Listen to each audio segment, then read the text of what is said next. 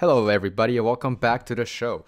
So, today we have a guest, a very exciting guest, Philippe Meunier. So, back in 1992, Philippe co founded here in Montreal the creative marketing agency called Sid Lee.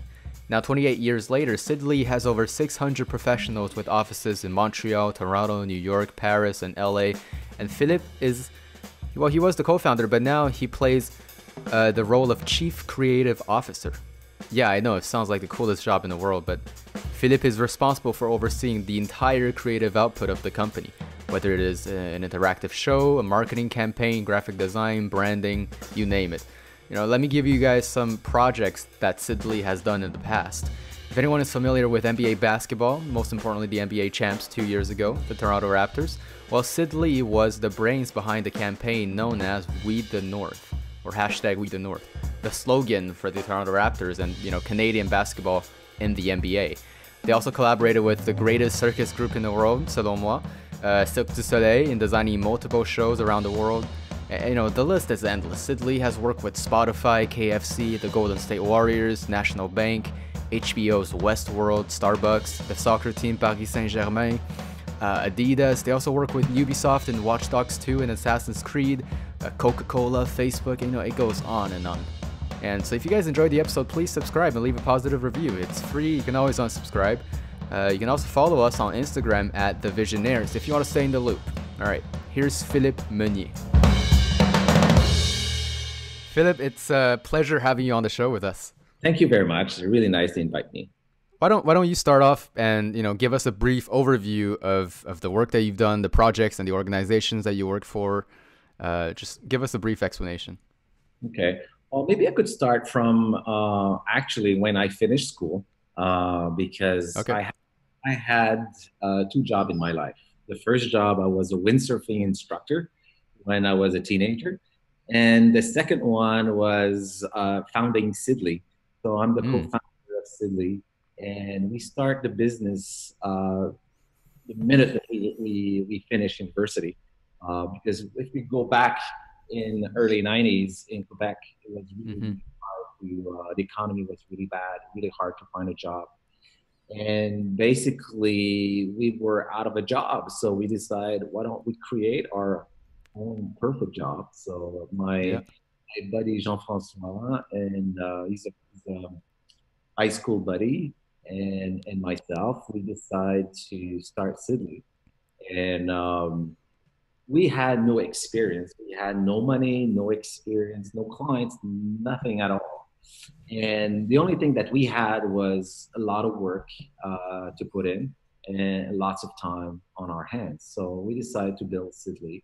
And we knew in the beginning it was just like we're starting something, but we never dream of having an international agency after 25 years. So today I'm still co-founder and Mm-hmm. chief officer of Sid Lee. Sid Lee is a creative company that we're based in Montreal. We have offices around the world, and we do a lot of brand experience and brand building. It's basically based on storytelling, design, and technology, Mm-hmm. and that's what I do every day. Now, speaking of Sid Lee, so when you started it, what was it back in the 90s? Yeah, it was in '92. The place it went in the market, like, did it change? Did it start off as a graphic design agency or? Yes, when we started, because it's hard because when you're a kid, Yeah. you show up in a big company and ask the CMO, give me your advertising budget. It's not going to work. Mm-hmm. So I'm a designer, so basically what we've done, every small job that was we were able to do was from designing business card, logo, Mm. small crappy advertising for Greek restaurant and car dealers, everything to Yeah. learn um, about creativity and advertising and branding. But if you go back early 90s, design was not, it was a discipline, but it was not present as it is Mm-hmm. today. And thank God to Steve Jobs, because I think Apple and Steve Jobs really brought design forward and really brought design as a business tool. And so I was lucky because basically 80% around you is influenced by design, Mm-hmm. and is based on design and the way we build brand. Everything is based on the art factor of building brands around a Yeah. really design DNA. No, it's Steve Jobs. Really, I mean, I'm a bit of a younger generation, but the work of Apple has been done. They showed that design can be in anything, and then they can literally help boost these businesses to a whole nother level. In the beginning, Sid Lee started as that. What about now? How did it evolve after all? What is it, 28 years now? Yeah, it's 28 years now. It's funny because in the beginning it was we were like a design boutique, Yeah. and slowly we were hoping to get the big budget of advertising, and slowly we moved that direction. But something happened on the way to heaven was the internet, Hmm. and because we were the young generation, that it was normal for us to build website and starting that side of the business. So naturally we went into the interactive world because of our generation, and we Hmm. brought design into the web. And of course, we follow advertising that went from the classic advertising to the advertising online. So we took that curve. And at one point, we worked so much with Cirque du Soleil and other creative company that we said, if we could design the name for a show of Cirque du Soleil, the poster, the advertising, this website, we could influence the architecture, we could influence the art direction of the show, and basically try to open a multidisciplinary creative approach. Hmm. So this is where around 2000, 2001, 2000, we decided to start exploring architecture Yeah. and retail design, and moving more in brand outside of the screen, because in the beginning you have brands that they live on the TV, and then they Hmm. move the TV to the computer to the phone, and now the brands are living into space. And so that's why we moved into architecture. Yeah, brands exist in literally every single discipline. You mentioned Cirque du Soleil. Did you guys actually collaborate on a show with them? Yes, we work with them on. Me personally, I work on 11 shows, Oh and wow, and and I think Sid Lee, we've done around 16, 15 shows with them. wow. And So so you guys basically are designing pretty much kind of every element of it, the show. no, not ever, because you have to understand Yeah. it's a group of creative, but we were part of that group, and we influenced the art direction, the visual, um, the experience of the show. So we've done all the shows in Vegas, and especially in Vegas, because in Vegas it's you fly in and out. You're Hmm. right in Vegas. You see the advertising. You see the brand experience, the theater, the casino.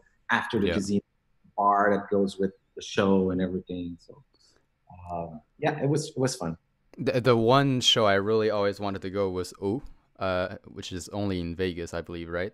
Yes, yes. I've seen the New Alegria. I've seen another one in Montreal, but oh, it just looks absolutely amazing. So it's got to be really fun working with circus, because you don't really have a limit to how creative you can be in these projects.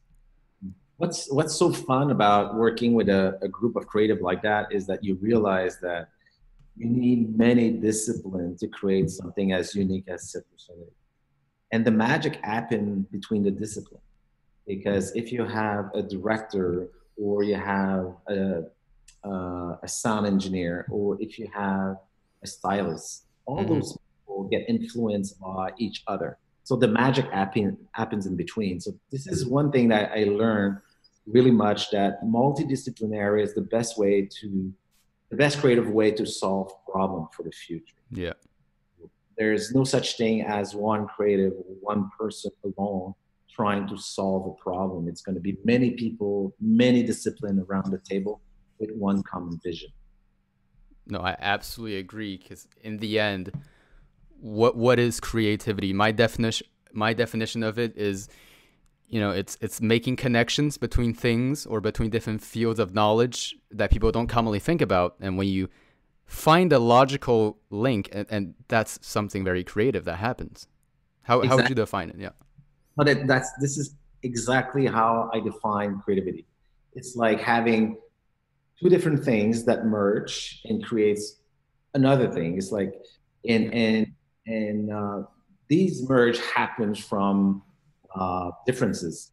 So the fact that you have different discipline, different culture, different belief, different moments in time too, Hmm. makes thing happen creatively. If you want to find something new, you should mix different things together Yeah. from your creative background, your culture, even in your brain. The fact that you have a lot of education, you travel a lot, you taste all sorts of different food. That's creativity. That magic will happen there. You have to be exposed to so many different elements that there's so many things that contrast each other at the same time. So that's why I really believe that to be curious is probably the first thing to do as a creative person. You need to go forward and discover new paths. You need to be curious and ask questions and try to get out of your comfort zone so you could discover something. And I think it's really important for your generation Hmm. because generation, especially you guys are more into either discipline or a way of learning, but in the future, 65% of the future job don't exist right now. And your generation will create it. Hmm. So you need to be creative. You need to be curious. You need to find solution if you want to solve all those problems. Yeah, and I'm glad with globalization and everything that people have been becoming so much more open-minded, and then when you're open-minded, you're able to just absorb all these different cultures, these different elements, and then I think no, it's good that we I think we are becoming a very very creative generation. And speaking of your side, so right now, do you still work on firsthand on certain projects for clients at Sid Lee, or are you more as a managerial, more as a advising, consulting, or point of position? Well, there's three part that I'm really invest inside Sid Lee. Mm. The first one is the creative management because I have hundreds and hundreds of creative around the Yeah. world. But my role is more to find the right culture and the right people so we could have Mm-hmm. the around. So that's the first thing, creative management. Second one is I'm looking at the work. I want to make sure that our creative belief are into the work, that what we present is as good as what we pretend or what's our reputation. So for me, the quality of the work, the creative review, what goes out of the kitchen, for Yeah. me, it's and the third part is about it's about the culture.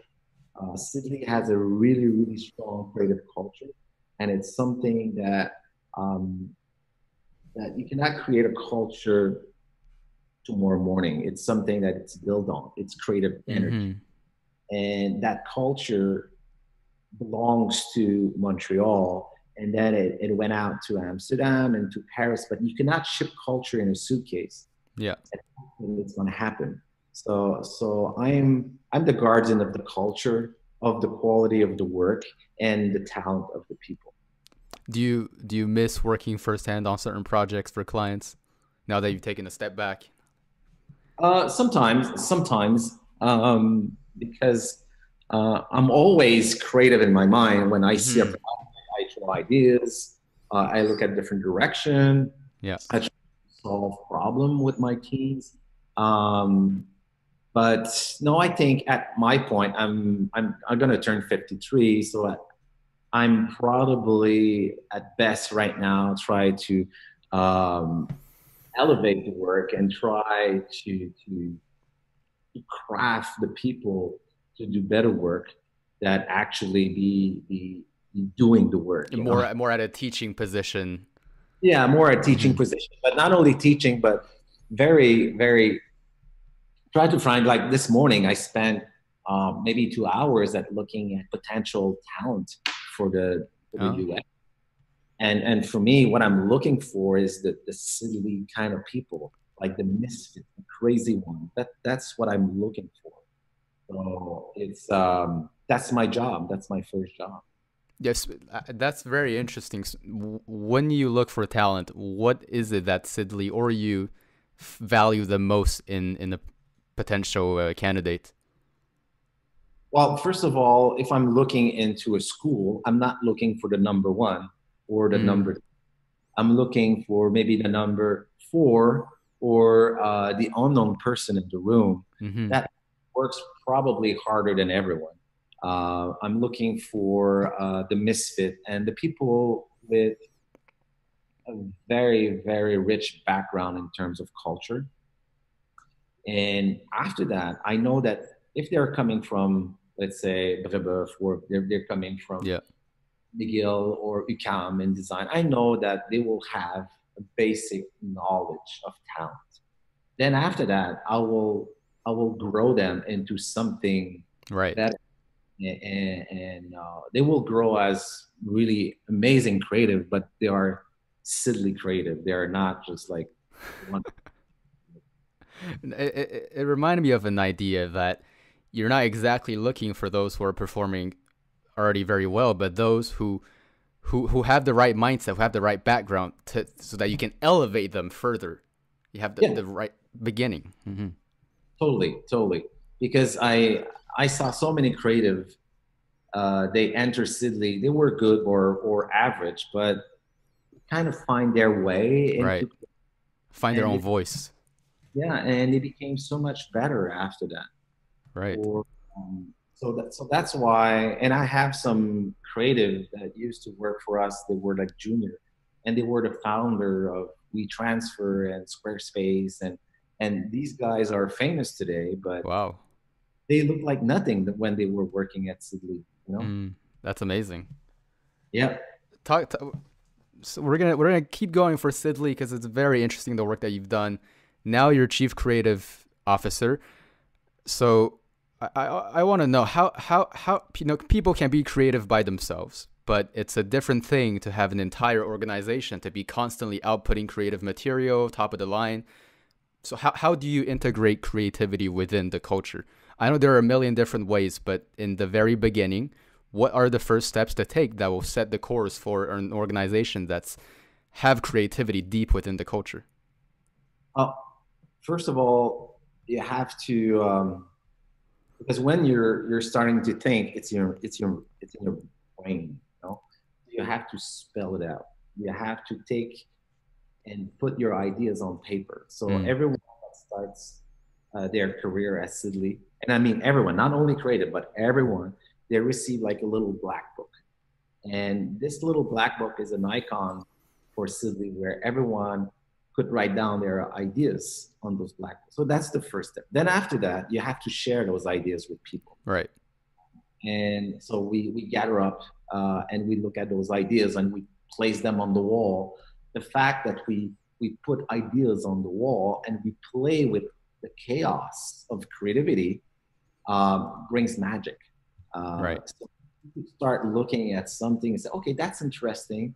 That's really not interesting, but that's weird. So maybe we should park it and we'll come back later. And then when you have this in front of you, it's like you're moving from chaos into organized chaos to the point where you're making decision and decision and decision. So a great creative culture, you need to share your ideas. You need to share them Mm-hmm. on the wall. You need to share them by talking and showing what is good and what is bad. So every time we have a creative review, we look at the work and we celebrate what's good. Yeah. And we highlight the goods and the bads so people could learn what is good work and what we're trying to achieve. That remind I had a guest here a couple of weeks ago. Kim Nguyen. He's a French Canadian director who did You heard of him? Yeah, Oh, yeah, amazing. So he talked about this idea of organized chaos when he directs films during filming, that he's gonna let his actors just go off a little bit on their own while setting a creative vision, and then that's when the best work comes in. exactly, exactly. But I think every creative director needs to let go the energy of creativity. But at one Mm-hmm. point, we need to stay focused on the purpose and what Right. we want. So then after that, it's a process of making decision to go in the right direction. But it's you need to, because you could teach creativity to basically everyone. It's just a Right. question of mindset and attitude more than everything. Now, when when you were running this organization, what are some of the lessons you've learned on maximizing creativity within the organization? Some things that didn't work, something you should watch out for. Well, there's two culture that there's the creative culture and there's the financial culture. Financial Right. culture is driven by business decision and making money. Makes all the sense in the world. Creative culture, it's about anticipate the future, believe in something that doesn't exist. Mm-hmm. Uh, so the creative culture is very, very fragile because it doesn't exist. Financial culture is concrete, it's real. You see the You see the numbers. numbers on the board. You have to survive. You have to meet this criteria. Yeah. Exactly. So in any organization in the world, you have this little flower of creativity, and it's very, very fragile. And you can have this big bubble of fear from the financial driven culture that could Mm-hmm. that little flower. So we have to be careful because sometimes if we're only financial driven, we're not going to be unique. We're just going to be just another company in the world. Right. I think the magic is when you're creative driven and you're aware of the financial realities and you're working between the clown and the suits all the time, then I believe that this is creates the best business around this world. And I Mm-hmm. think Apple is an example of that, but Google is an example of that. Facebook an example. Cirque du Soleil, all those companies are a great example of a mix of suit and clown in Mm-hmm. terms of. What would you recommend the techniques used to find that middle ground? Because obviously some people can be too money driven, some people can be too just want to output the most creative work. But how do you make sure you stay on the middle ground? I think you need partners. Mm. Uh, I in my case, I was super lucky because I had a partner. Beginning, we were like high school buddies, so it's really Right. hard. He's going to be an amazing business guy or an amazing creative guy. We don't know. The only thing that we shared was a common value of Right. doing different. So I think the good thing is to have partners. But when you have two partners, it's great, but you're trying always to agree on things. It doesn't create tension. Mm. Uh, that's why I think you need a third partner to create that tension between the conversation. It's Right. like having mom and dad, and Mm-hmm. then suddenly the uncle from the states, right? And it Give creates, another point of view. Give it the voice of reason. yeah. So if I have to give something to anyone, is like don't be afraid to have partners Yep. and have different partners than what you are. So if you're creative, get a business partner. If you're not a good manager, get a super good manager or financial guy. You Right. need to get. Finding your counterparts, finding the people who do what you can't do yourself. You can't do, but always share the same value. Right. Always value. And it's funny because after 28 years of working with my co-founding partner, last night we had dinner here at my place. We were alone, just having dinner, sharing a bottle of Yeah. wine, and talking about ideas and the world. And we never had an agreement after 28 years. That's crazy, but that's the starting point of a good relationship. That's the beauty. But even though you disagree on virtually anything, you still have the same vision, the same values that just connects you so closely. Yes, That's exactly. amazing. Yeah. And another thing I wanted to mention, so being a leader, like in a leadership position at a creative company, what are some of the important qualities that make you personally fit for this role, that make a good leader within the creative industry? Uh, First, you have to be honest. You have to be honest to, and um, like as a leader, people look at you as a compass. They look at you Mm-hmm. as you have purpose in life, in your vision. So I think to be super honest on where we're going and what we want to do and what we Yeah. want to achieve as a creative goal has to be clear. It has to be Mm-hmm. true to what you really believe in. So I think people will follow you uh, and and and build something unique if you have purpose and you're true to yourself. And the second thing, you have to be generous. You have to give a lot because people come to you. When people come to me, it's not about just like a small talk, or they always want to have a little bit of something. So you have to give. You have to Right. give all the time.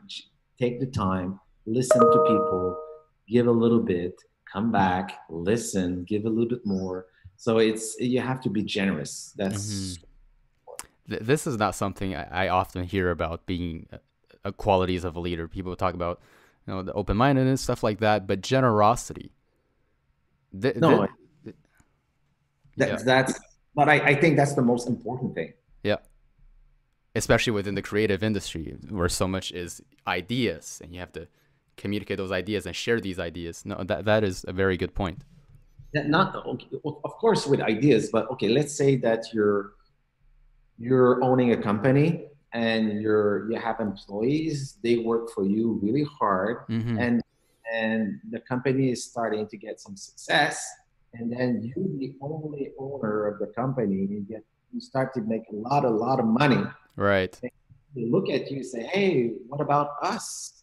We need Oh, so you need to be generous all on levels.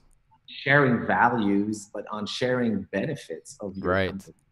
Of course, no, generosity on all values, so people feel like they're being cared for. Exactly. So now, after Sid Lee, you did a une école de créativité, a school for creativity. This isn't Yeah. common. This isn't very common. Well, yes and no, because it's something that was naturally part of our journey. And I have to go back a little bit, a couple of years before starting the school, was we created a C2 Montreal. Mm-hmm. C2 Montreal is basically a gathering of creative people and business people under the same roof in Montreal. And during that event, we came up with an idea of creating like creative boot camps for young people. Right. So we decided to invite 12 creative people from around the world. They come to Montreal for 10 days.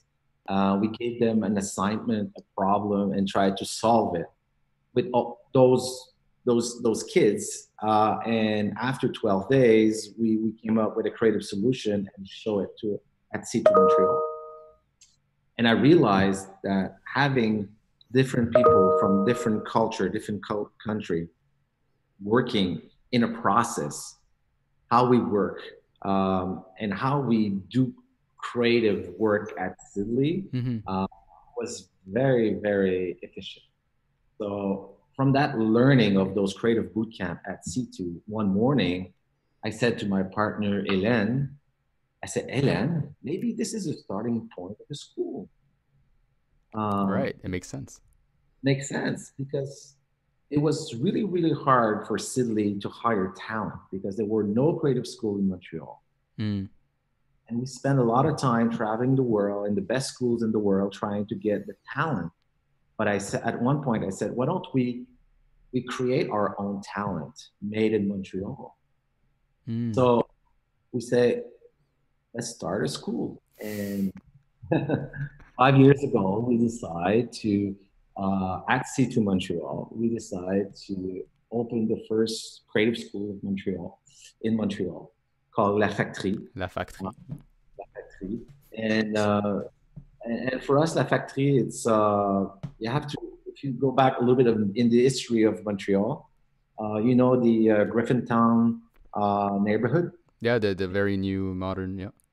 Yeah, but it used to be It all used in, to be more factory. Yeah, exactly. and it used to be like the business center of Montreal, where people were making stuff in Mm. those factories.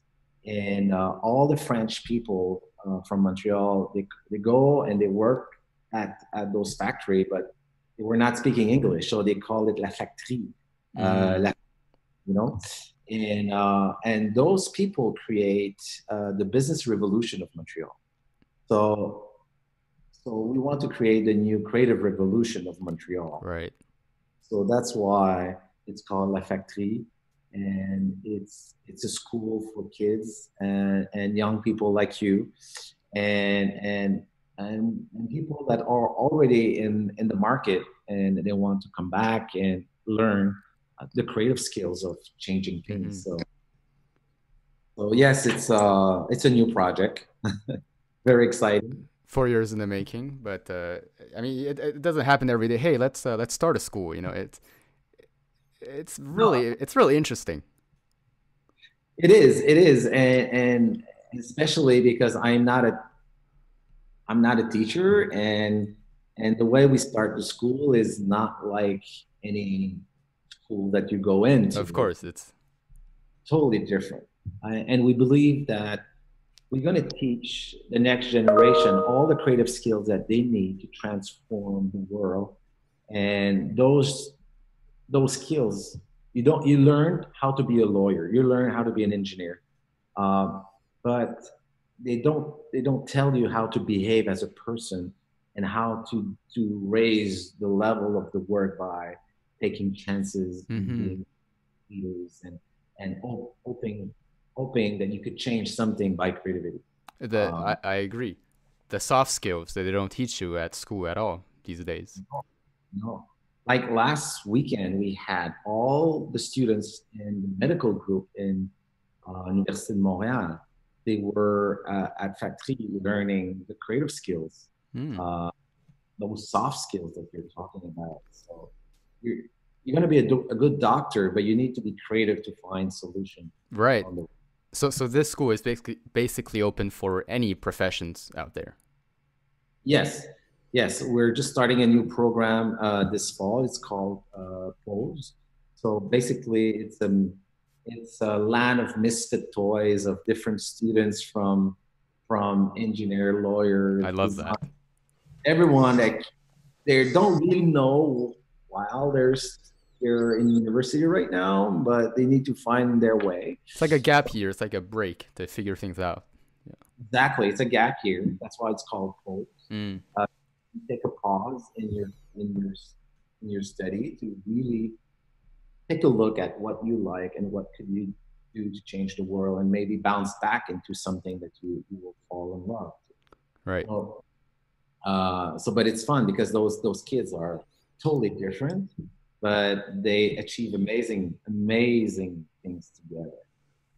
So, No, that's amazing. But and what I find that there's the social stigma that when you hear about a school for creativity, you hear creativity, the instinctive association you make, at least in my case, or a lot of people that I know, I think of graphic designers, artists, painters.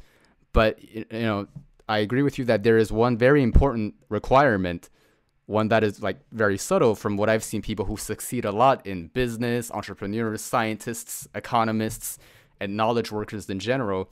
I don't think this is being emphasized enough that creativity in the general public sense does not only belong to creative professions, but to me it's more like a second layer, an extension to literally anything you could be doing. A doctor, and engineer that can make your work better.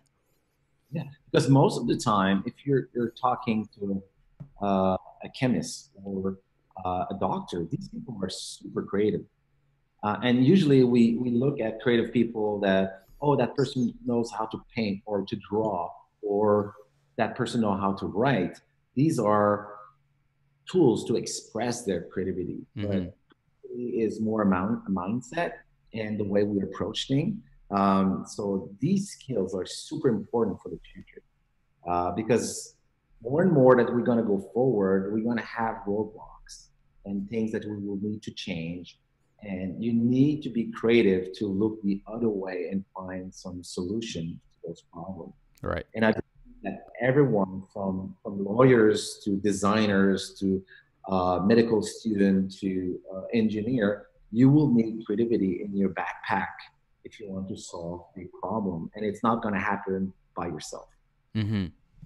So, well, the obvious question is what goes into teaching a mindset? Yes. Well,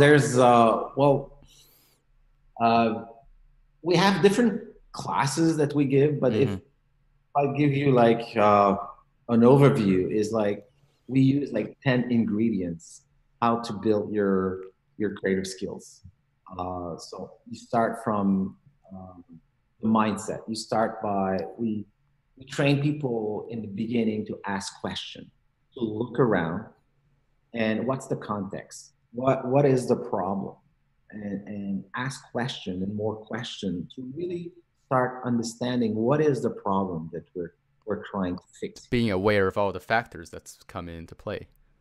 Be aware of all the factors, but very look at a simple question: what is the problem? I'll give you an example. If you're stuck on an island, your problem is to get out of this island.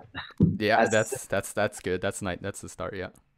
then you could get out of the island by swimming, flying, boating, teletransportation. Mm-hmm. There's a creative way that you could get out of it, but the problem is I need to get out of this island.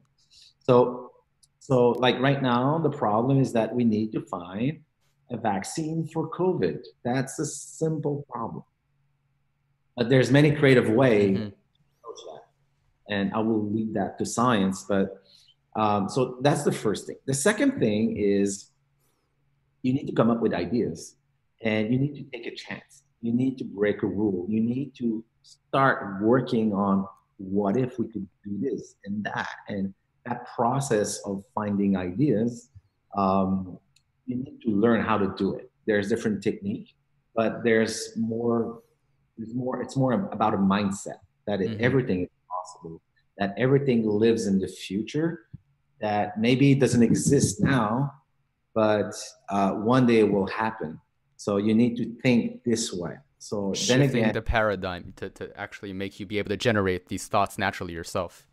naturally, Yeah. and there's different way you could do it by yourself, because you could kill ideas by yourself. Mm-hmm. Say, oh no, that's stupid. I'm not going to say it because I'm going to look stupid. That's, but you could create ideas with other people too. Right. So that's the second phase, and the third phase is about, okay, we have an idea.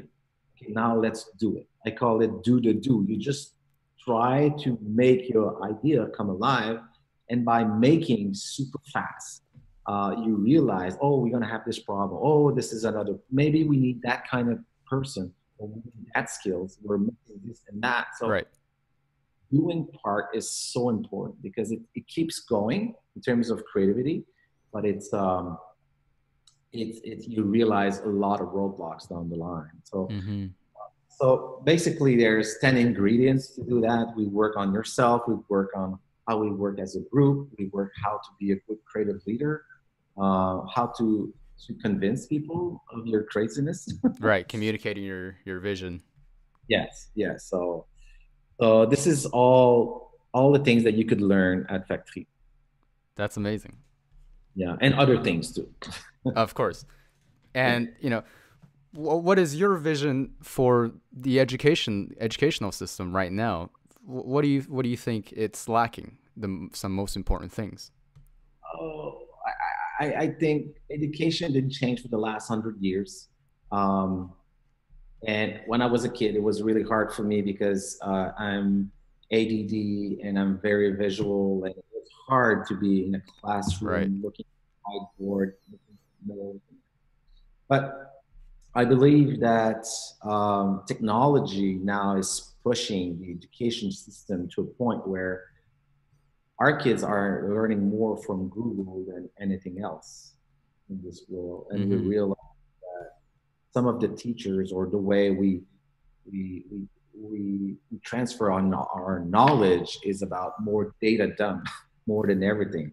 Right. So I think what's happening right now with the virus is that we push the system to a limit that will recreate itself in a better way. And I think self-learning will be part of that, and open platforms and collaboration. And it's not true that everyone has to be at the same rate with la cotere and all Mm-hmm. that stuff. I think these things will change in the future.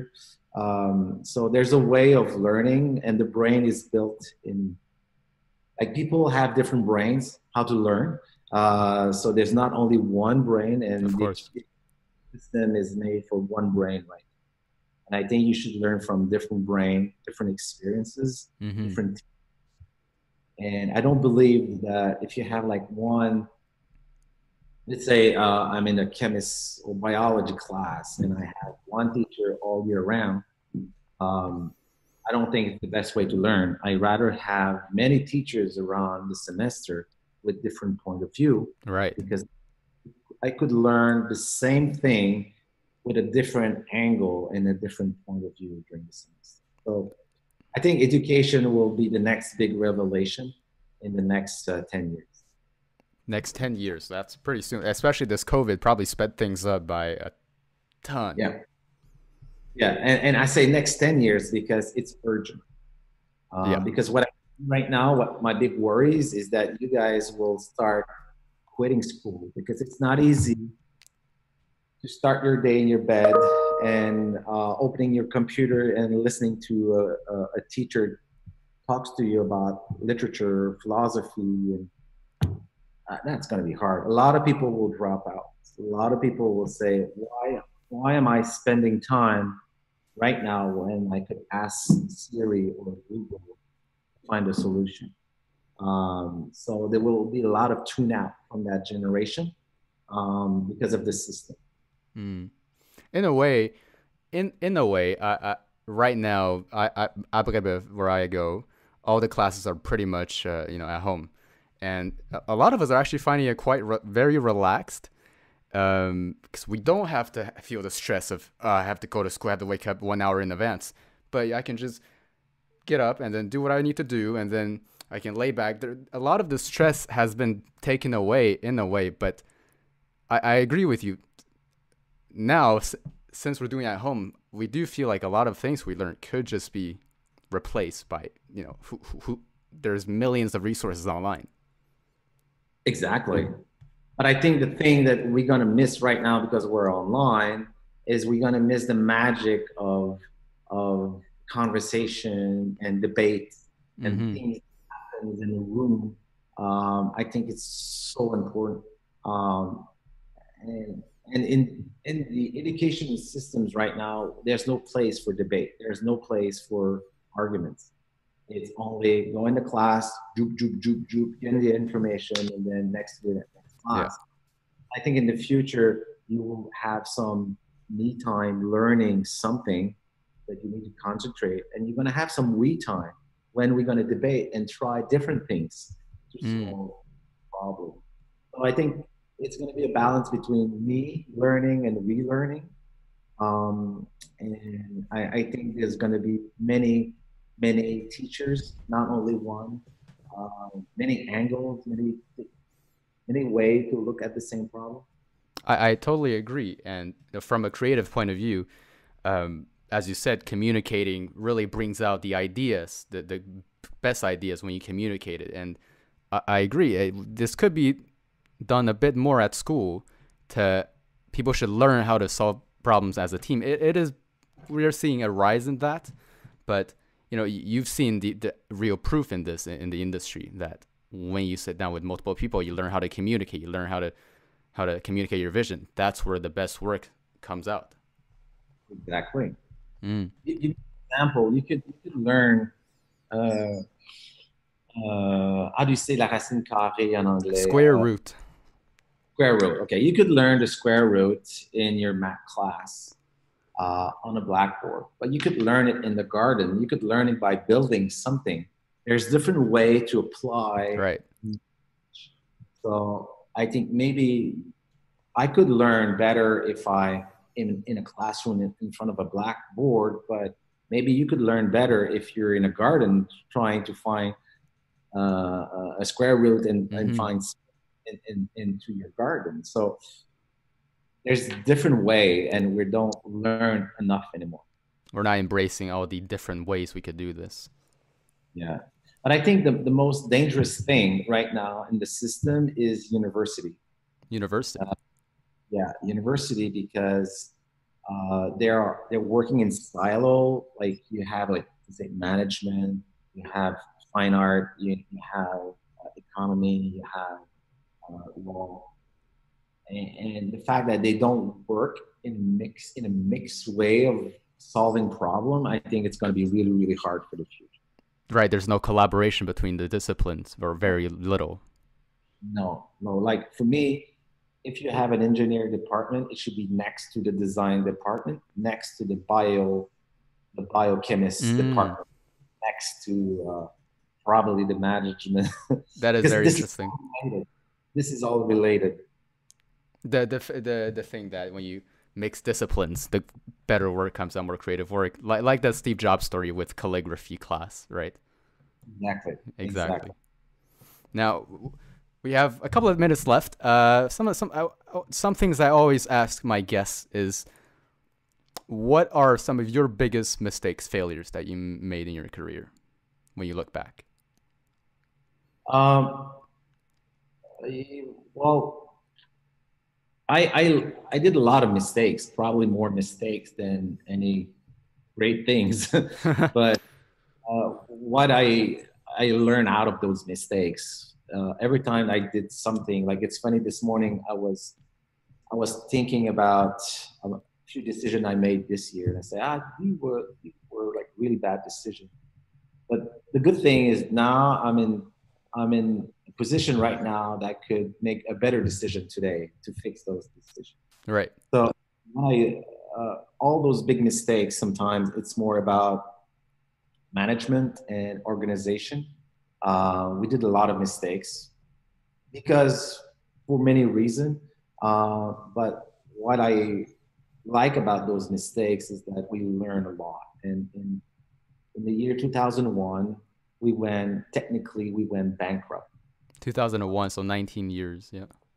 Yeah, in 19 years, we basically one morning arrive at the office and my partner says, Phil, we're not going to make it. We're going bankrupt. I say, it's impossible. I'm so super busy. How could we be bankrupt? Uh, and the reason why is just basic management.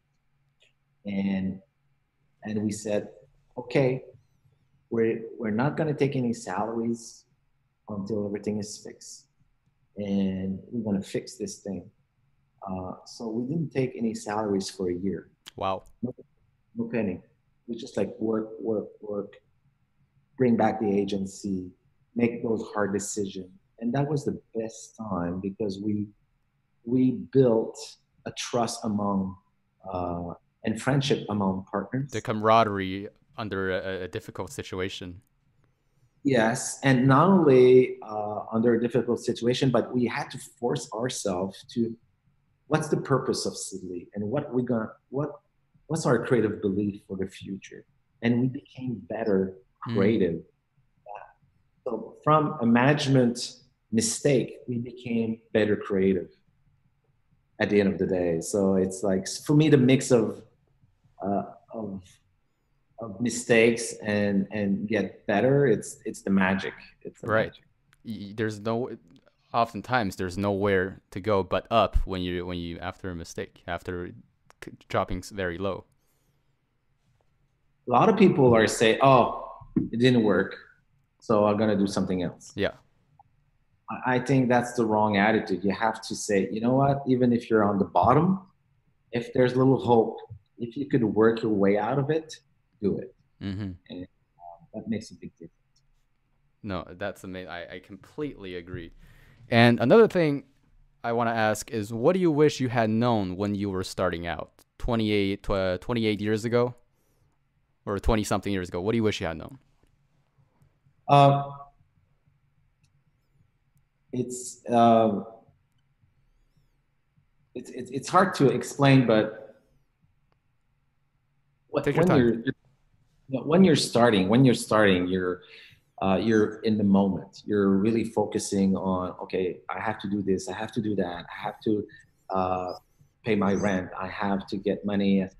There's a lot of little things that are super important, and that really takes a lot of your time and your energy. But the big game happens way higher when you elevate yourself into uh, I call it the blue mind, where your mind really gets into a vision, a creative vision of something bigger than yourself. This is where I believe that the money is there. This is the real thing is happening there. And, and I wish there was someone next to me saying that you have a dream, it's crazy, but you know what?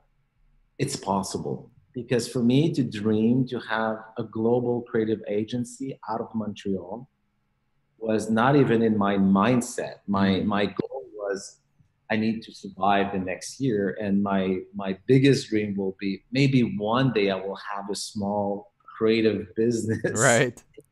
Well, I never thought of having a global creative business around the world and being sitting among creative leaders around the world at the one club, and this is out of my mind. This is totally out of my mind. But if I knew I knew a person when I was 25, 28 years old to say, you know what, it's crazy, but it's gonna work. Hmm. Keep working on the craziness, because I think you have to anticipate something bigger than yourself at the end of the day. For sure. Find your purpose, find your calling. Last time I had a guest called Cyril Mani. He is working on rockets at McGill.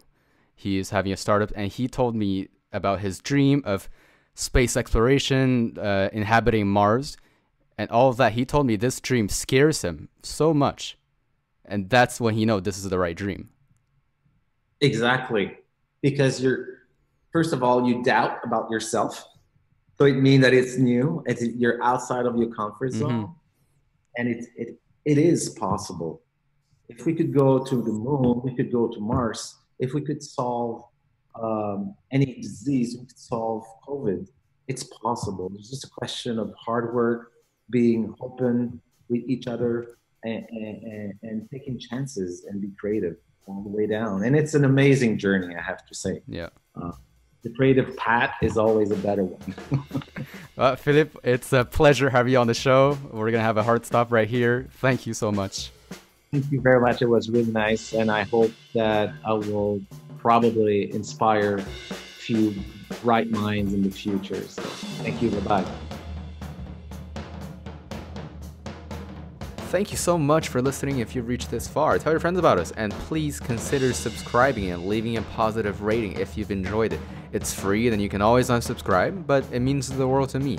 And also, if you want to stay in the loop, you can follow us on Instagram at The Visionaires. You can also email us at thevisionairespodcast@gmail.com if you want to say hi, if you want to come on the show, or anything like that. All right, that's it for now, everybody. See ya.